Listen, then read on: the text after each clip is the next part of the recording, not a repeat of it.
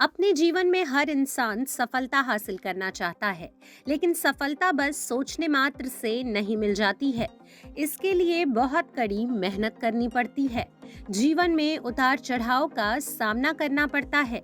ऐसे में बहुत से लोग हैं जो अपने लक्ष्य को हासिल करने के लिए मेहनत तो करते हैं, लेकिन जीवन की कठिन परिस्थितियों में वह हार मान जाते हैं। तो वहीं कुछ लोग ईरा सिंघल जैसे भी होते हैं जो जीवन की हर कठिनाई को पार करते हुए अपने लक्ष्य हासिल करते हैं। कहने का तात्पर्य है कि कुछ लोग बिखर जाते हैं तो वहीं कुछ लोग निखर जाते हैं। आपने यूपीएससी की पढ़ाई कर रहे बहुत से युवाओं की कहानियां सुनी होंगी। आज की कहानी है यूपीएससी सिविल सेवा परीक्षा 2014 की टॉपर ईरा सिंघल की, जिससे हर कोई प्रेरणा ले सकता है। आम आदमी के लिए ईरा सिंघल की कहानी एक चमत्कार की तरह लगती है।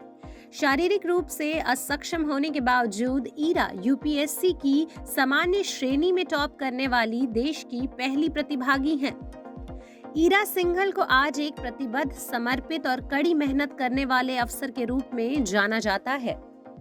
आपको बता दें कि ईरा वर्तमान में विकलांगता विभाग, सामाजिक न्याय अधिकारिता मंत्रालय, महिला और बाल विकास मंत्रालय और नीति आयोग की ब्रांड एम्बेसडर हैं। इसके साथ ही इनके पास निदेशक प्रेस और सूचना विभाग का अतिरिक्त प्रभार भी है। आइए जानते हैं ईरा का आईएएस बनने तक का सफलता का सफर। ईरा सिंघल का जन्म यूपी के मेरठ जिले में हुआ था।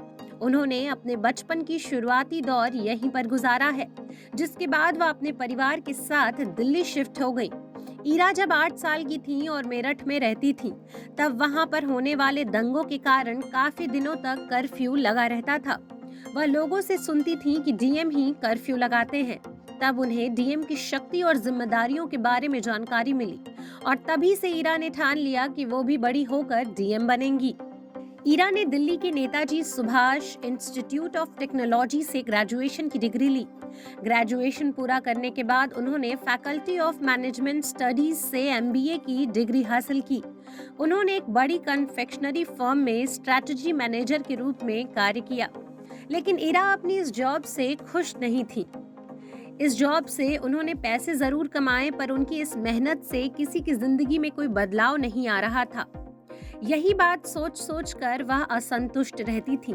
इसीलिए उन्होंने अपने बचपन का सपना पूरा करने का निर्णय लिया और यूपीएससी की तैयारी शुरू कर दी।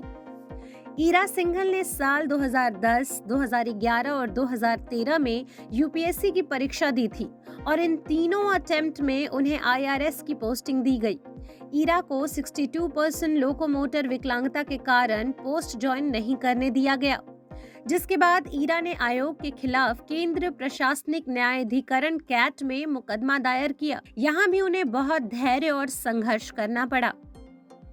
ईरा ने साल 2014 में अपना केस जीता और आईआरएस के लिए चयनित हो गईं। उन्हें सीमा शुल्क और केंद्रीय उत्पाद शुल्क सेवा आईआरएस के सहायक आयुक्त पर नियुक्त किया गया।